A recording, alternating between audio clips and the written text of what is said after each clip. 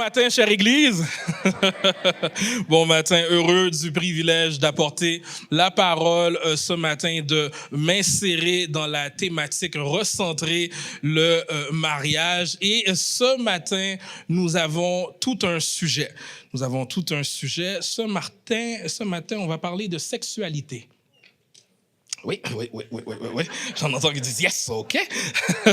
C'est un sujet qui promet. Mon but ce matin, c'est de présenter une perspective biblique, une perspective chrétienne de la sexualité, et je dirais même de la bénédiction qu'est la sexualité. Et il y a beaucoup de choses à dire sur ce sujet. On pourrait faire plusieurs messages sur ce sujet, c'est vaste. Donc, je tiens à dire qu'il ne sera pas possible de tout aborder en un seul message. Il y a plusieurs cas de figure que j'aurais bien aimé adresser, mais ça ne sera pas possible. Et je tiens également à dire que plusieurs éléments, plusieurs pensées que je vais aborder sont inspirées de ce livre. Pourquoi Dieu se mêlerait-il de ma vie sexuelle? C'est un livre, un excellent ouvrage que je recommande chaudement du pasteur Sam Allberry, un pasteur et un auteur contemporain qui adresse des sujets chauds, contemporains, avec intelligence et simplicité. Il est d'ailleurs l'auteur du livre « Dieu est-il homophobe ?» ainsi que 7 mythes sur le célibat. Également, en guise de préavis, je tiens à dire que je serai par moments explicite dans cette prédication. Donc, les oreilles prudes sont averties. Et également, si vous êtes accompagné d'enfants, ça risque de laisser place à certaines petites discussions sur le chemin du retour. D'accord? OK. Sautons à 2 pieds joints dans le sujet. La sexualité, c'est un sujet intime, c'est un sujet sensible et c'est un sujet en même temps qui touche tout le monde. Pour certains d'entre nous, c'est une réalité plaisante avec des bons souvenirs. Pour d'autres, il se peut que ce soit un sujet moins plaisant avec des moins bons souvenirs. Il se peut même que vous faites partie d'une catégorie de personnes qui se trouvent troublées et hantées par des expériences et des souvenirs douloureux. Certains autres sont simplement curieux et d'autres, à la lumière de ce que notre société projette, veulent faire des expériences. Ceci étant dit, notre expérience, nos souvenirs et ce que notre société nous informe viennent directement influencer notre façon d'aborder, de penser et de réfléchir sur le sujet de la sexualité. Je vous dirais que c'est rare, et même pour les chrétiens, c'est rare que la Bible va s'ingérer dans notre façon de réfléchir et d'agir dans le lit conjugal. On pense que tout a toujours rapport avec Jésus, mais pour le sexe, c'est comme si on se dit, Jésus, c'est pas ta force, je vais me tourner à d'autres options. Mais ce que je veux avancer ce matin, c'est on va découvrir que c'est à notre perte qu'on met Jésus de côté quand il est question de sexe, OK? Et oui, c'est le titre de ma prédication aujourd'hui, même ta sexualité a rapport avec Jésus. Alors, je réitère, mon but ce matin est de présenter une perspective chrétienne sur le sujet de la sexualité, de la bénédiction qu'est la sexualité. L'une des caractéristiques de notre société nord-américaine, ou je pourrais dire de notre société occidentale, c'est qu'on prend pour acquis le concept de la liberté ou de l'émancipation sexuelle des gens. Si on recule il y a de ça 25 ans, déjà, l'idée que la sexualité soit confinée dans un mariage entre un homme et une femme, elle semblait déjà archaïque, périmée, restrictive et dépassée. Mais maintenant, quand on parle de sexualité, c'est quelque chose que notre société a élevé au niveau du droit fondamental. Et la moindre restriction est vue comme une atteinte à ce droit fondamental et même une menace existentielle. Et par contre, pour le chrétien, comme le pasteur Allberry le dit si bien, ce que nous croyons à propos de la sexualité n'a pas changé et ne changera pas, peu importe que la société tourne nos convictions en ridicule. Amen? Amen. OK, tournons nos regards maintenant vers la Bible et on va observer ensemble à quel point la vision de Jésus sur le sexe était unique, même à son époque. Tournez avec moi dans Matthieu au chapitre 5, deux courts versets, versets 27 et 28. Si vous n'avez pas vos Bibles, vous allez pouvoir suivre sur les écrans alors que les versets vont apparaître. Et je débute la lecture. Matthieu 5, verset 27. « Vous avez entendu qu'il a été dit, tu ne commettras pas d'adultère. Mais moi, je vous dis, quiconque regarde une femme de façon à la désirer a déjà commis l'adultère avec elle dans son cœur. » Et la version Semeur va dire, vous avez appris qu'il a été dit, tu ne commettras pas d'adultère. Eh bien, moi, je vous dis, si quelqu'un jette sur une femme un regard chargé de désir, il a déjà commis adultère avec elle dans son cœur. Donc, OK, pendant un instant, dressons un peu un contexte, OK? On est dans le sermon sur la montagne, qui en passant, c'est le discours le plus connu du christianisme, cité par des philosophes et les grands des autres religions. À cette époque-là, Jésus s'adresse bien sûr à des Juifs comme lui. Et en disant... il vous a été dit, tu ne commettras pas d'adultère. Il cite le 7e des 10 commandements. Okay? Et à cette époque-là, les commandements, la loi étaient imbriqués dans toutes les fibres de la culture et de la communauté juive. Okay? Donc, quand Jésus mentionne ce commandement, tous savent de quoi il parle, de quoi il fait référence. Jésus avait déjà dit quelques paroles choquantes, mais quand il mentionne ce commandement-là, on peut presque voir les gens acquiescer et hocher de la tête. Oui, c'est vrai ce qu'il dit, c'est vrai. C'est ce qu'il nous a été dit, tu ne commettras pas d'adultère. Amen. Les gens étaient en accord avec ça. Mais Jésus ne s'arrête pas là. Jésus va plus loin lorsqu'il dit, mais moi je vous dis, quiconque regarde une femme de façon à la désirer a déjà commis l'adultère avec elle dans son cœur. Et ce que fait Jésus ici, il ne remet pas en question l'interprétation de ce passage. Non, ce qu'il fait, c'est qu'il va élargir le sens et le champ d'application du commandement. Les Juifs de l'époque pensaient que ce passage concernait l'action de l'adultère en soi. Et voici la définition du mot adultère, relation entre une personne mariée avec une personne qui n'est pas son époux. Okay? Donc ça, c'est ce qui était acquis et compris par la société juive de l'époque. Par contre, Jésus va le pousser plus loin en disant, oui, l'action de l'adultère, c'est mauvais, mais ce qu'on fait avec nos yeux, ce qu'on fait avec nos pensées ont également de l'importance. Et ce que fait Jésus, c'est qu'il prend ce qui était connu comme étant la base de l'éthique sexuelle de l'époque et il va l'amener plus loin, vraiment plus loin que les actions. Et voici comment Jésus élargit le sens, l'application du commandement, le 7e commandement. Non seulement l'action de commettre l'adultère est mauvaise, mais convoiter, désirer, posséder quelqu'un d'autre que sa femme, quelqu'un d'autre que son homme dans son cœur, c'est commettre l'adultère. Et là, je vais faire attention ici, il ne s'agit pas simplement de trouver une personne belle. Si tu trouves une personne belle, il n'y a rien de mal à ça. Okay? Mais maintenant, il y a une différence entre trouver une personne belle et la convoiter, désirer posséder cette personne-là. Un jour, un pasteur a dit, le fait de convoiter le corps nu d'une personne n'est pas un péché. La question est de savoir le corps nu de quelle personne vous convoitez. S'il s'agit de votre conjoint, alors vous faites simplement chanter à nouveau le cantique des cantiques pour la gloire de Dieu et votre joie. S'il n'est pas ou si elle n'est pas votre conjoint, alors vous péchez. Ceux qui écoutaient les enseignements de Jésus à l'époque étaient frappés par ceux-ci. Certains pouvaient dire, OK. Donc le gars, il ne parle pas seulement de l'action de commettre l'adultère, il va plus loin. Il dit que l'homme qui regarde avec une femme avec un désir a enfreint le 7e commandement comme s'il avait couché avec elle. Et pour les Juifs, l'enseignement de Jésus était frappant. Mais maintenant, si on reste encore à cette époque, mais on va un peu plus loin que la culture juive, l'enseignement de Christ est encore plus frappant. Voici ce que le théologien spécialiste du Nouveau Testament, M. Bruce, va dire. Dès ses débuts, le christianisme a fait de l'union sexuelle au sein du mariage quelque chose de sacré.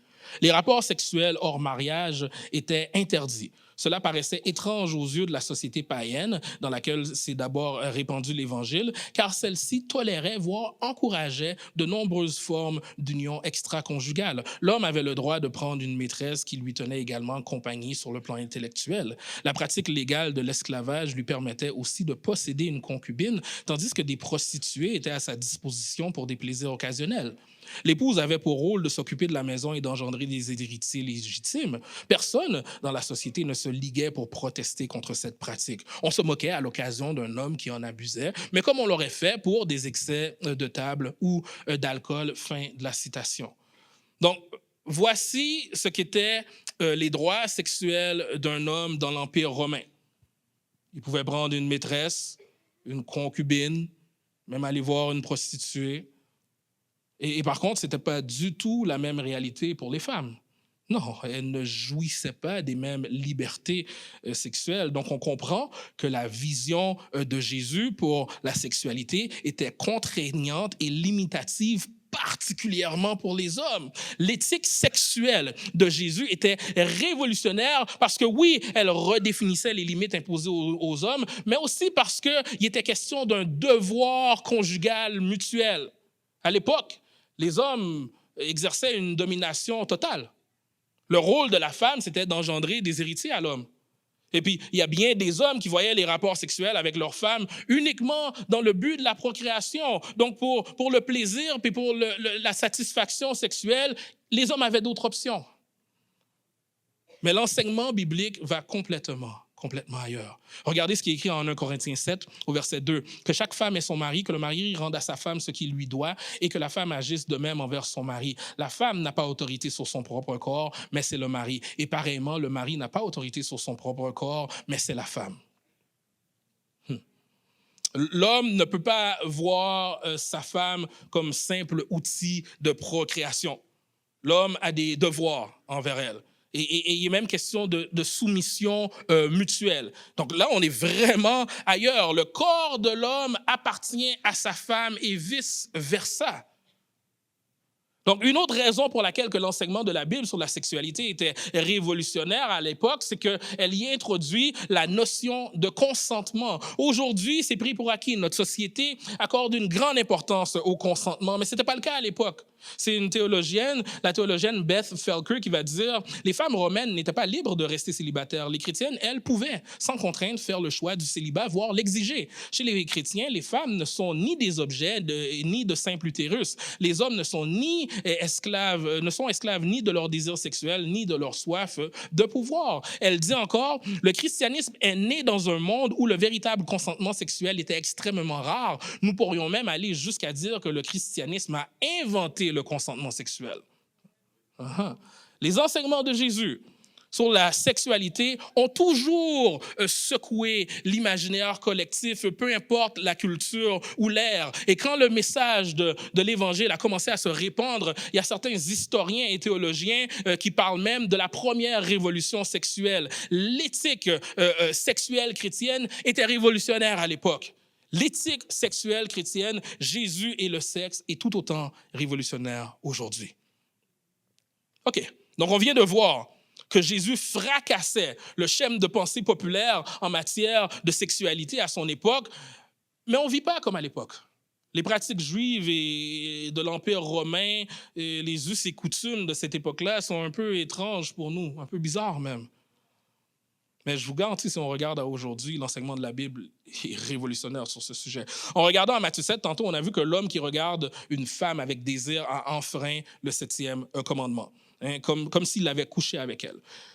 Okay. Une des choses qui s'introduit parfois d'une façon subtile, et je vous dirais même d'autres fois d'une façon pas trop subtile dans nos églises, c'est la convoitise. La convoitise. Pourtant, la Bible en parle directement dans les 10 commandements donnés au peuple d'Israël à travers Moïse dans l'Ancien Testament. La Bible est claire, très claire sur la convoitise, mais c'est comme si on n'y porte pas vraiment attention. Et voici le 10e commandement. Tu ne convoiteras pas la maison de ton prochain, tu ne convoiteras pas la femme de ton prochain, ni son esclave, ni sa servante, ni son bœuf, ni son âne, ni quoi que ce soit qui lui appartienne. Donc, quand on regarde vite, ce commandement, On est comme, bah, convoiter un bœuf. Hein? Convoiter un âne. On fout un peu là d'un bœuf, right?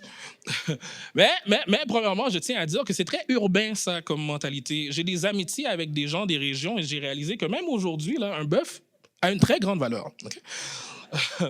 Et ensuite, il faut comprendre qu'à l'époque, le bœuf était un outil de travail.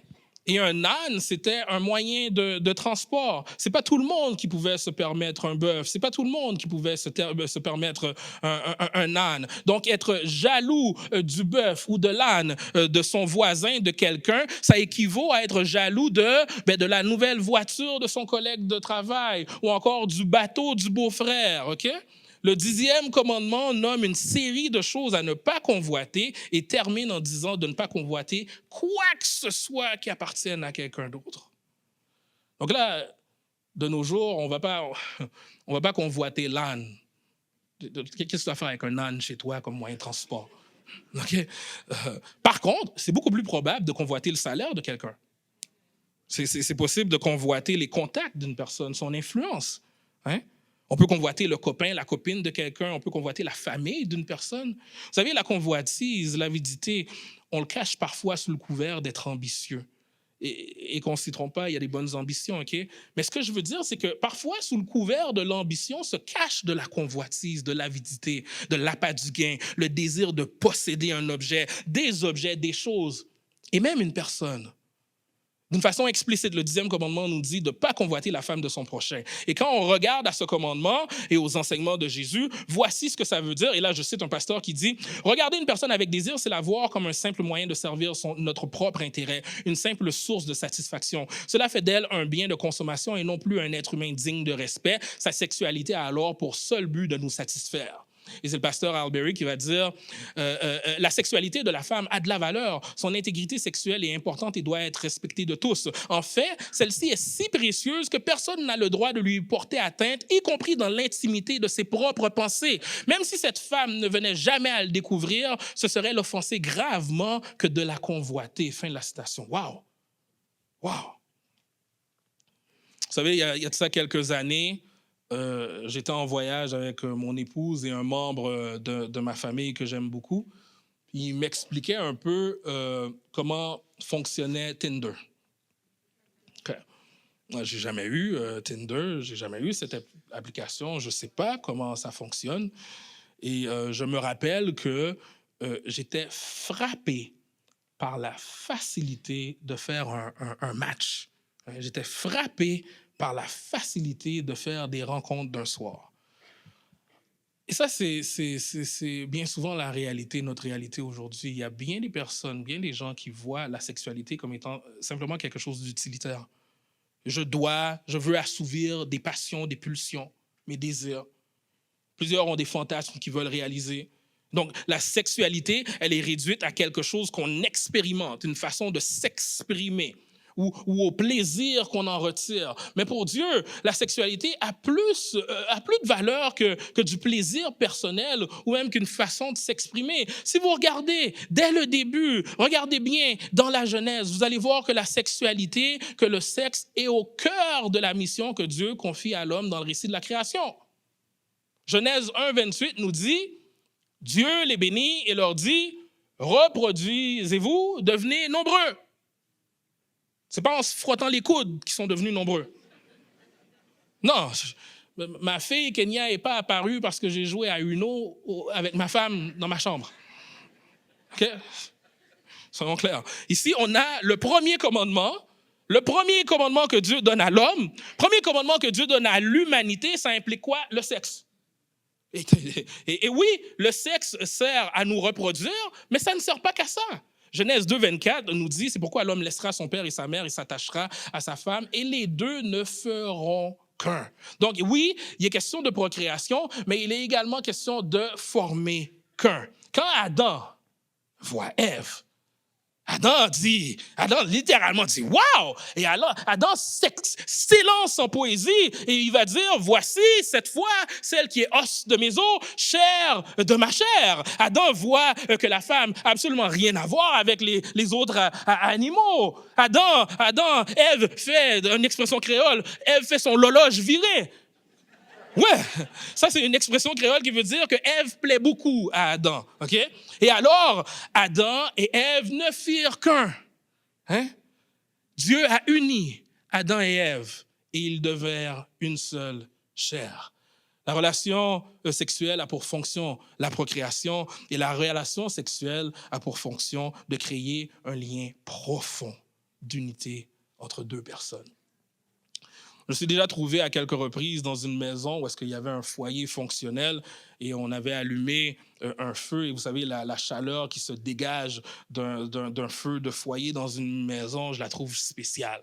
Je la trouve spéciale. C'est pas comme la chaleur des calorifères. Je vous dirais même c'est un peu réconfortant comme chaleur. La lumière est douce, ça change l'ambiance, ça change l'atmosphère.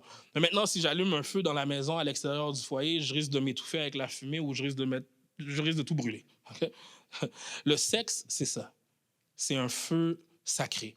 Mets-le dans son cadre, c'est fantastique. Sors-le de son cadre, ça peut faire très mal et même être destructeur. Okay? Vous savez, j'apprends rien à personne si je dis que notre instinct naturel, c'est de chercher ce qui va nous faire plaisir, ou du moins ce qui va nous amener de la satisfaction.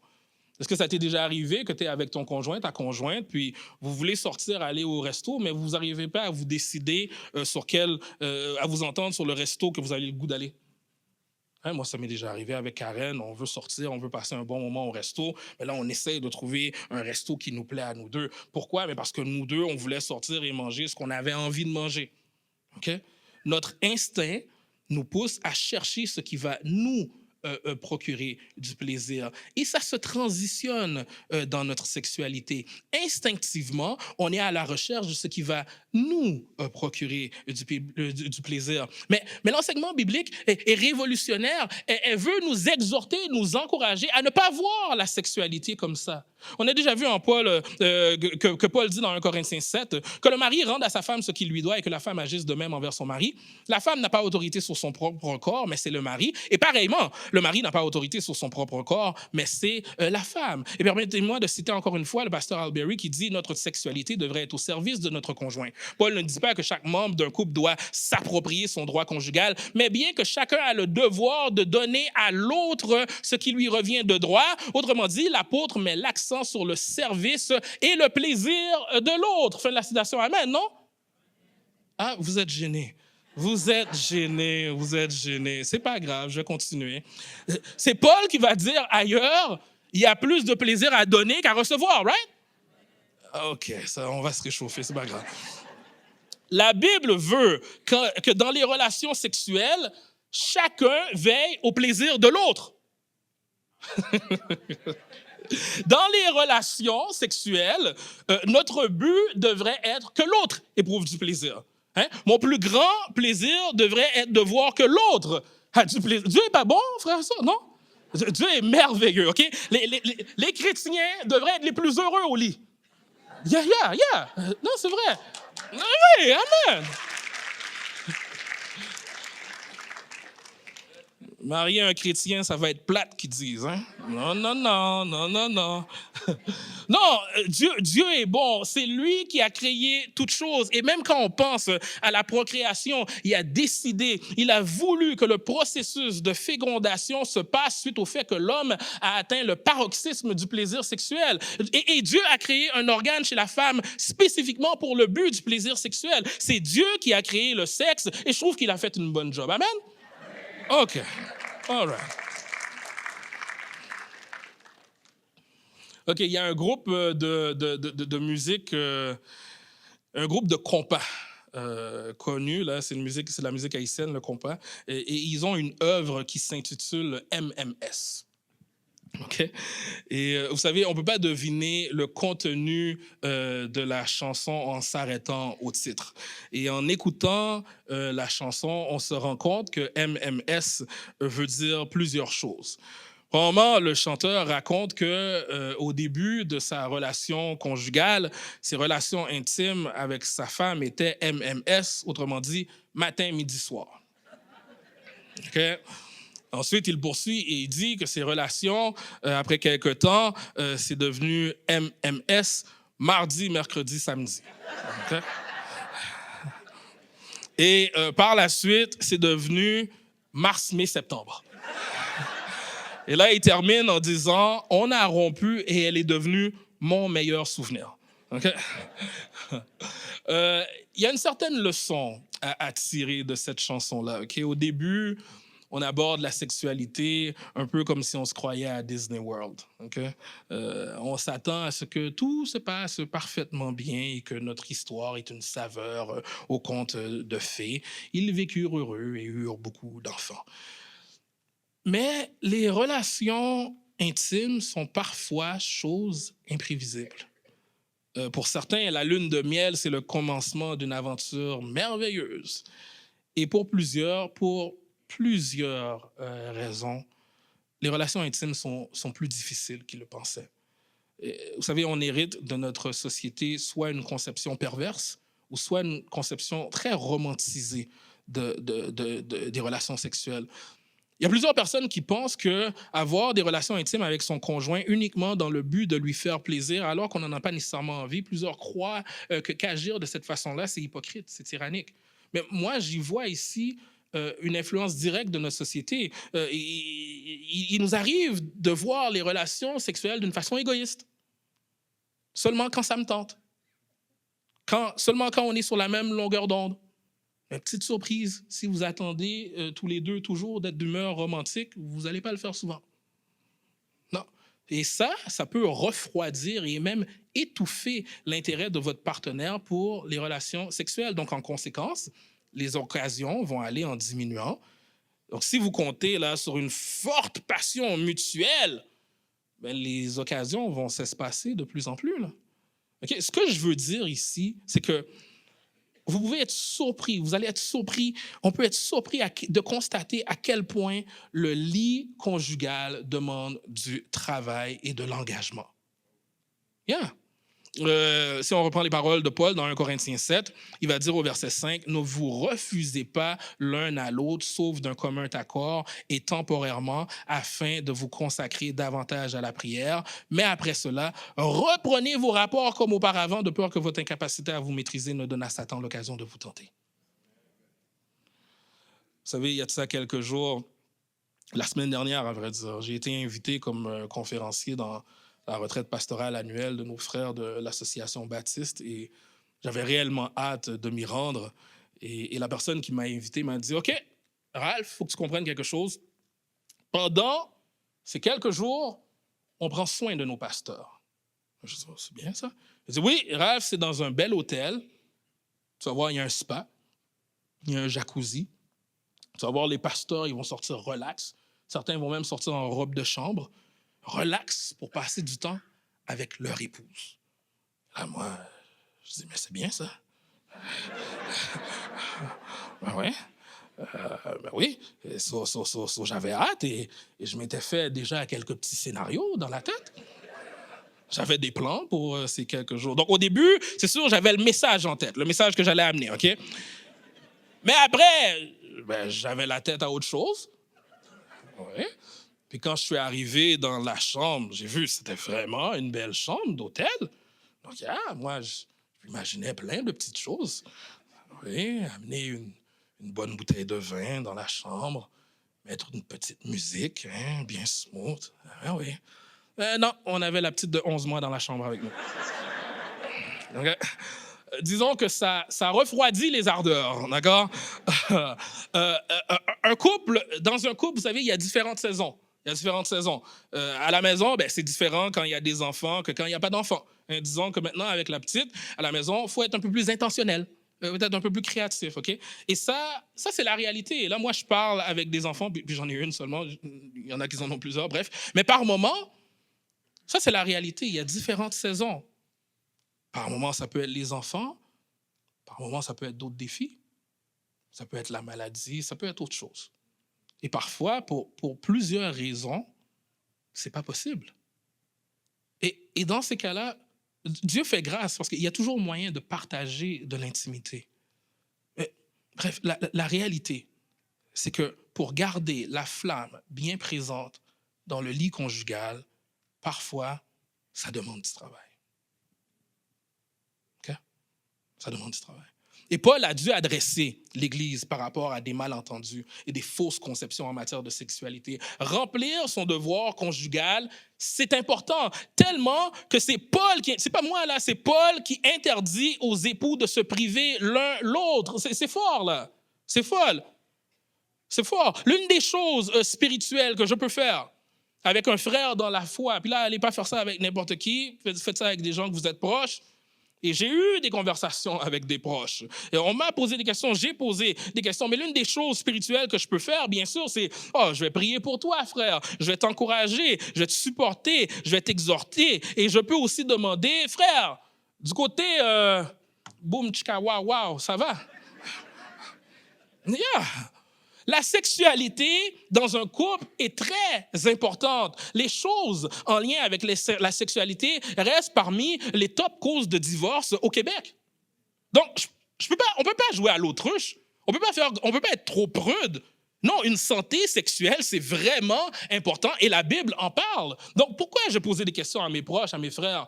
C'est pas par fun ou par curiosité. Moi, j'aimerais mieux pas en parler. Mais pour vrai, c'est parce que comme Paul nous a avertis, reprenez vos rapports comme auparavant, de peur que votre incapacité à vous maîtriser ne donne à Satan l'occasion de vous tenter. Donc non, je veille sur mes frères. On laisse aucune place à Satan. Ne donne pas au diable l'occasion de te tenter. Comme le dit la Bible à travers le Proverbe 5, 19, « Sois en tout temps enivré de ses charmes, sans cesse épris de son amour. » Et vous savez, ça, c'est une traduction prude. Vous savez, les hommes et les femmes, parfois, on veut être plus prude ou plus saint que la Bible.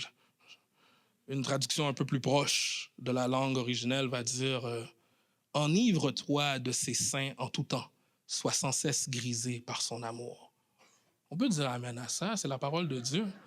Oui, amen. Vous êtes encore gênés. OK.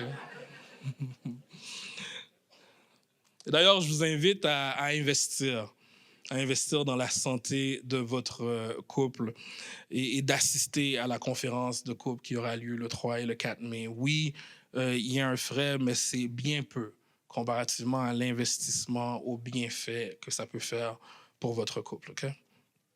Vous savez, notre société pense que c'est possible que d'avoir des relations, des rapports sexuels de façon impersonnelle.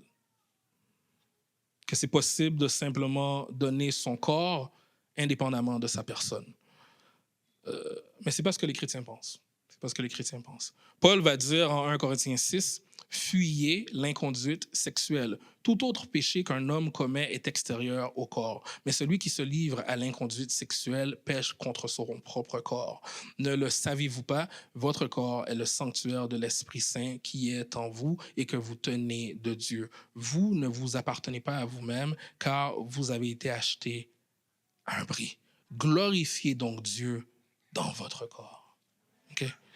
Les péchés de nature sexuelle affectent tout notre corps. Et ce n'est pas nécessairement le cas pour les autres péchés. Le sexe, ça implique plus que nos organes génitaux, ça implique notre personne. L'acte sexuel n'est pas seulement quelque chose de physique.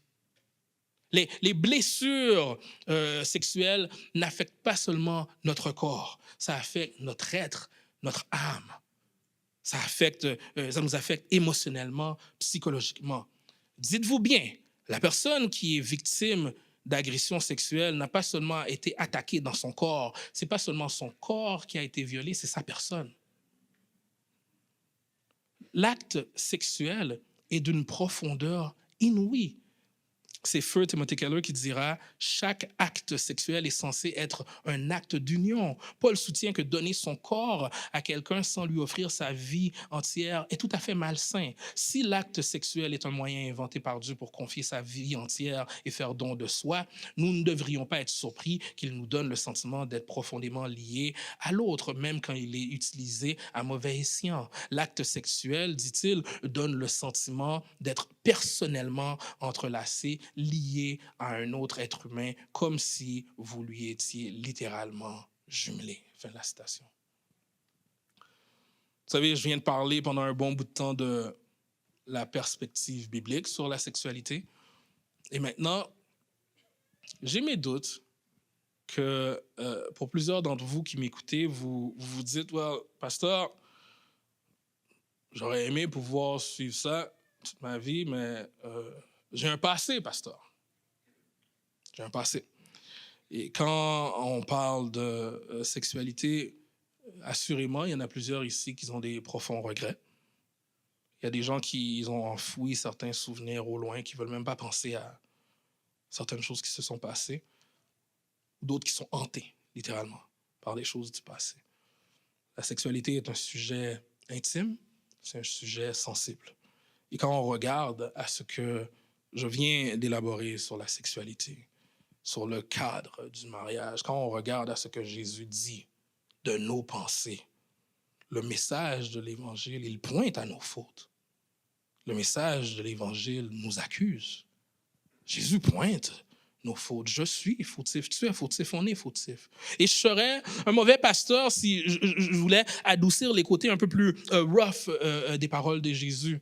Mais je ne suis pas un pasteur pour faire plaisir aux gens et je ne suis pas un pasteur pour dire ce que je veux ou ce que les gens veulent entendre.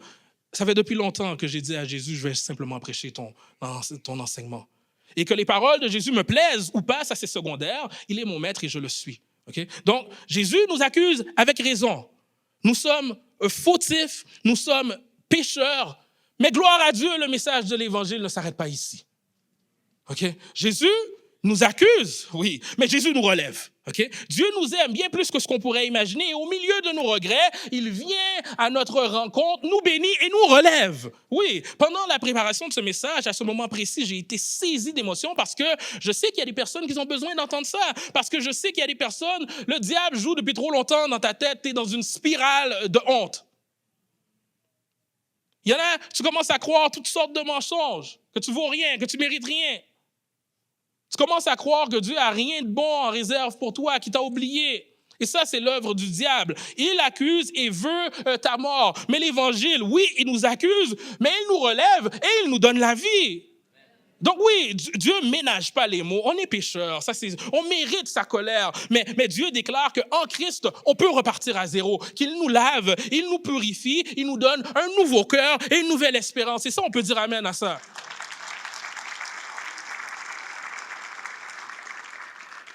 Michée 7, au verset 18, nous dit « Il n'entretient pas sa colère à jamais, car il prend plaisir à la miséricorde. Il aura encore compassion de nous. Il piétinera nos fautes et tu jetteras dans les profondeurs de la mer tous leurs péchés. » Certains doivent saisir cette vérité. Tu dois appliquer cette vérité à ta vie. Tu dois saisir que Dieu n'est pas en colère contre toi, pécheur repentant.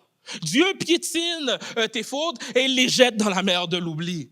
Parlons un peu plus de notre capacité à pécher. Vous savez, le péché, c'est plus qu'une mauvaise action, c'est plus que de désobéir à des règles. Le péché, c'est quoi? C'est notre cœur qui est corrompu. Le péché, ça se voit par nos actions, mais le péché est là bien avant nos actions. Il est là dans nos pensées, il est là dans nos intentions. C'est un pasteur qui va dire, notre cœur est si tortueux que nous sommes capables d'accomplir des œuvres moralement justes avec des intentions pécheresses. Notre cœur est par nature enclin au péché et à cause de ça, le péché souille tous les domaines de notre vie. Je vais appeler les musiciens. Et vous savez, avant de faire un zoom sur le péché sexuel, on doit comprendre que la Bible ne parle pas de ce péché comme s'il était le pire des péchés ou le seul des péchés. Non. On pêche dans le domaine sexuel parce que notre cœur est tortueux et on pêche dans tous les domaines de notre vie. Donc, quand on comprend ça, on a une meilleure vision de notre péché. Alors, ce qu'on comprend, c'est que le remède au péché n'est pas comportemental. Le respect de règles, une adhésion à une certaine éthique ne peut pas régler un problème de cœur. Tu n'as pas besoin de changer ton comportement, tu as besoin d'un nouveau cœur. Je n'ai pas besoin d'adopter un nouveau comportement, une nouvelle éthique, j'ai besoin d'un nouveau cœur. Okay? Et si on te donnait la capacité, comme un super-héros, là, de fouiller puis de lire dans toutes les pensées qui ne sont jamais passées dans ma tête, tu serais horrifié. Mais si on me donnait la même capacité de lire dans tes pensées, on serait tous horrifiés. OK? Vous savez, parfois, suite à une mauvaise action, suite au fait que certaines personnes se sont emportées, j'entends des gens dire « Ah, je m'excuse, j'étais hors de moi, j'étais pas moi-même cette fois-ci. » Non, t'étais toi-même. Non. Ça, c'est le débordement de ton cœur pécheur. Okay? Et la bonne nouvelle, c'est que Jésus est venu pour sauver des pécheurs comme toi et moi. La bonne nouvelle, c'est que Jésus ne fait pas que nous accuser comme le diable. Jésus, littéralement, s'offre à nous.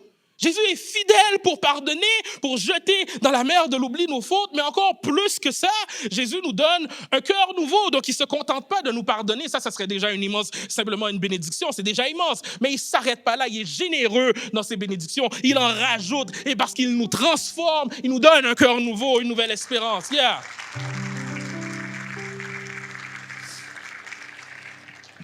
2 Corinthiens 5 va nous dire, si quelqu'un est en Christ, il est une nouvelle créature. Les choses anciennes sont passées. Voici, toutes choses sont devenues nouvelles. Ézéchiel 36, au verset 26, va dire, je vous donnerai un cœur nouveau, je mettrai en vous un esprit nouveau, j'ôterai de votre corps le cœur de pierre et je vous donnerai un cœur de chair. Je vais terminer avec une illustration. Là, vous allez voir, ça va commencer un peu bizarre, mais je m'en vais quelque part, faites-moi confiance. J'aime beaucoup le jus d'orange. Je vous avais dit que ça allait commencer bizarre.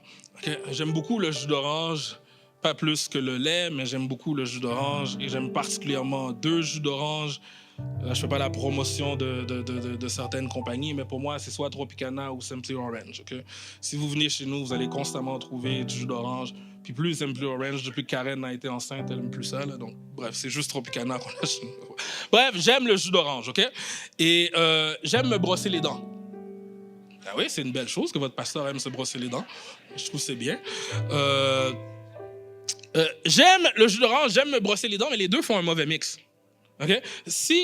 Disons que si je bois du jus d'orange directement après m'avoir brossé les dents, cette chose que j'aimais tant goûte maintenant tellement bizarre. Okay? Et ça, c'est l'œuvre de l'esprit dans nos vies. Ce qu'on aimait avant, maintenant qu'on est habité de l'esprit, ça nous paraît bizarre. Ça change notre façon d'apprécier cette chose. Maintenant que je suis un enfant de Dieu, habité par l'Esprit Saint, il y a des choses que je faisais avant, mais maintenant Dieu m'a changé, je ne veux plus rien savoir de ces choses-là. Et si Dieu l'a fait pour moi, il peut le faire pour toi. Il peut le faire pour toi. Aujourd'hui, personne est tellement mauvais que Dieu ne peut pas les changer. Et personne n'est assez bon pour dire qu'il n'y a pas besoin d'être transformé. C'est facile là, de croire qu'on ne pourra jamais changer. C'est facile de croire que, tu sais quoi, c'est impossible, j'en ai trop fait. Si tu me connaissais pour vrai, pasteur, si tu savais, j'ai tellement été trop loin. J'en ai tellement fait. Ça fait depuis longtemps que tu es addict à la porno. T'en as fait des one-night stands, des aventures d'un soir. T'en as eu des partenaires sexuels. Donc tu peux me dire, pasteur, comment tu veux que moi que je change? Ouais, t'as raison. Si c'était que de nous, je donnerais pas cher de notre peau. Mais heureusement que c'est pas en moi que je mets mon espoir. Je m'en remets à Jésus. Mon espoir est assuré à la croix.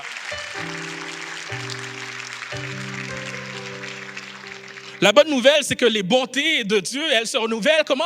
À chaque matin. Donc, mon ami, je t'invite à crier à Dieu comme le psalmiste David l'a fait en disant au psaume 51, « Ô Dieu, crée en moi un cœur pur, renouvelle en moi un esprit bien disposé. » Et quand demain, la tentation va venir frapper à ta porte, et quand demain tu tomberas, mon ami, crie encore à Dieu, crée en moi un cœur pur, renouvelle en moi un esprit bien disposé. Galates 5,16 dit « Marchez selon l'esprit et vous n'accomplirez pas les désirs de la chair. » Je vais vous inviter à vous lever. C'était la parole pour aujourd'hui. Permettez-moi de prier pendant un instant.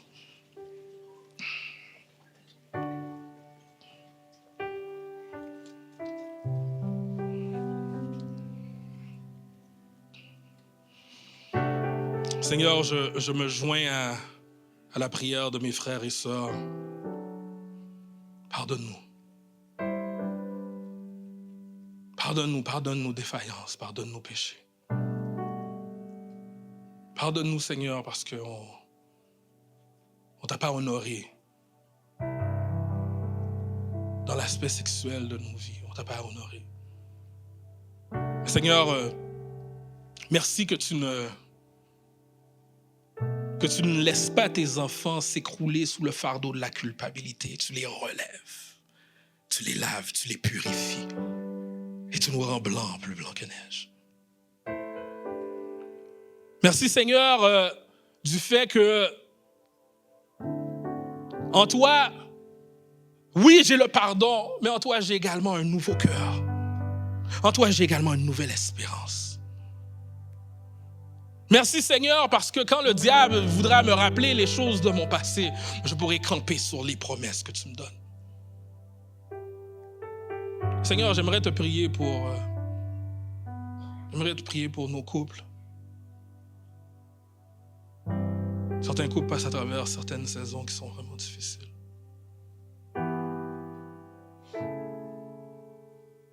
Seigneur, tu es celui qui amène la vie là où est-ce qu'il y a la mort. Seigneur, c'est toi qui donne vie, ton esprit vivifie. Alors, je ne sais pas depuis combien de temps. Il y a certaines saisons qui durent depuis très longtemps dans la vie de certains couples. Mais Seigneur, tu peux faire une œuvre nouvelle aujourd'hui. Toi, le parfait artisan de paix, toi, l'agent de réconciliation par excellence, je te prie de venir faire une œuvre qui ne dépend pas de mes frères et de mes sœurs, Seigneur, une œuvre nouvelle que ton esprit seul peut faire. Ramène à toi des cœurs brisés, pense les blessures de mes frères et sœurs. C'est dans le précieux nom de Jésus que j'ai prié. Amen et amen.